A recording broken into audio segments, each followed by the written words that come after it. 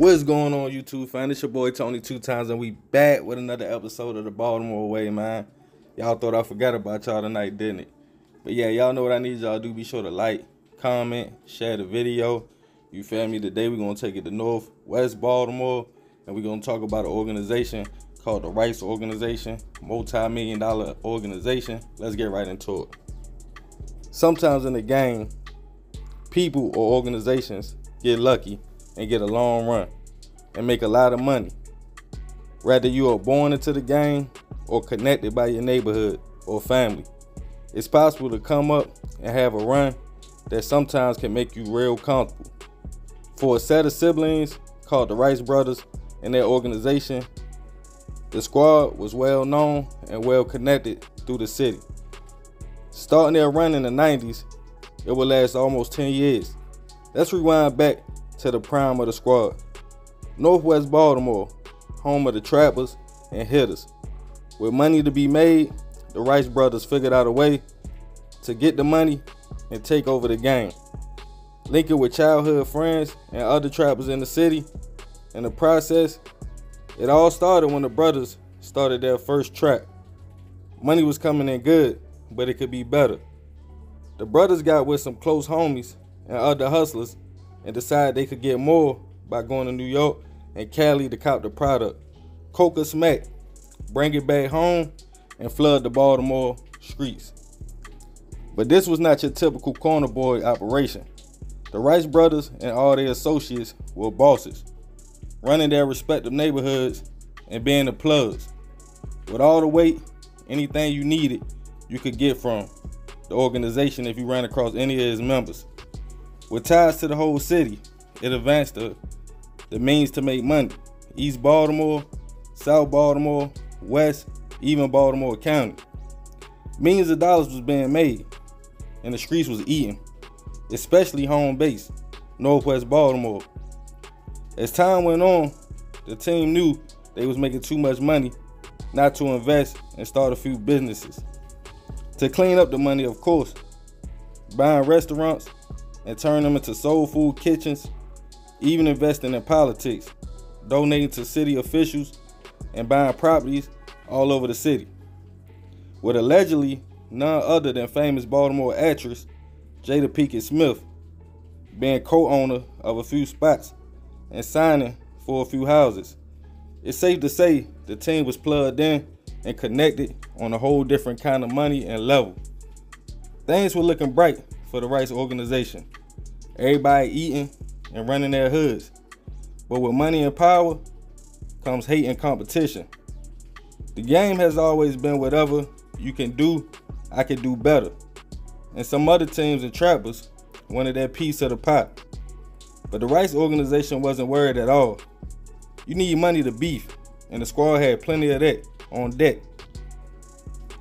Incidents started happening with the squad though.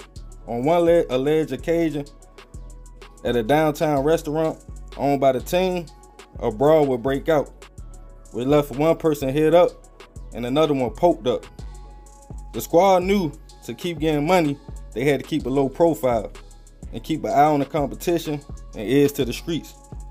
And their chosen hitter wasn't nothing to play with. Allegedly, on 2 different situations, the hitman was called to iron out some wrinkles, leaving one alleged victim slumped in his car in the Gwen Oaks area of the city, and another man hit up multiple times in which he would not make it. Even though the team was big dogs and becoming businessmen, they knew the streets and Baltimore culture, and they only respected violence. The police was interested in the alleged hits and the man with the foreign cars, Rolex watches, and big houses in the county. But these were bosses. You would never catch them going hand in hand. Only wait, with a team to pick up calls and drop off, leaving their hands clean. Skinny Shug was a West Baltimore hustler and a street rep, kind of like a senator for the hood. And when he came out with a DVD called Stop Snitching, warning people in the street to be quiet, it exposed a lot of big players in the city. One man being a member and boss of the Rice Organization, flashing a blicky and saying, "We don't talk, we just do what we gotta do." It wasn't a good look for the team at all. The police started an investigation on the squad, which included wiretaps, surveillance, and fake trappers who were really the police. After 2 years, the police went in for the arrest, accusing over 13 members in a 10-year conspiracy from 1995 to 2004, alleging the Rice organization trafficked and distributed over 1,500 bricks through the Baltimore City and county area, racketeering and hits for hire plots, seizing over $27 million worth of assets from members. It was all bad. The team was finished. With informants and evidence, all members received different times. The Rice organization had the streets on lock for almost 10 years. On a good run. Moral of the story, never get too comfortable in the street life. The quicker it comes, the quicker it falls. But hey, that's the Baltimore way. Yeah, man. It's a crazy story. Like, they was making big money.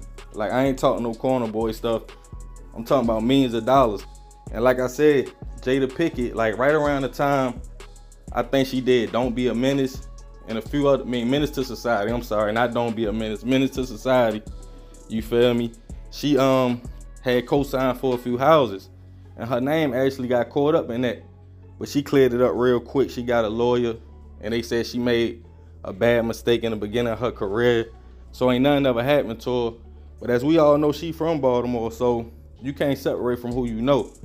And you know, she probably did feel like it was a good business venture. But she almost went down on some nonsense, you feel me? But like I said, they seized over 27 million. That ain't chump change. These dudes was playing with real chicken. They had connections to politicians and a lot of big names in the city. You know, a 10-year run, that ain't small. And like I said, you need money to beef. So a lot of dudes couldn't get close to them. But the Stop Snitching DVD, like I said, that exposed a lot in the city.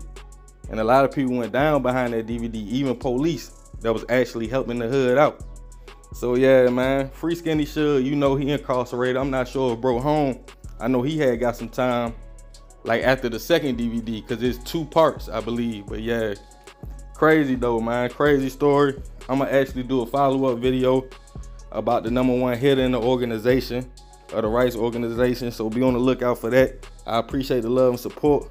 Thanks for watching and tuning in, man. Y'all be sure to check out the links in the description if you want to support the channel.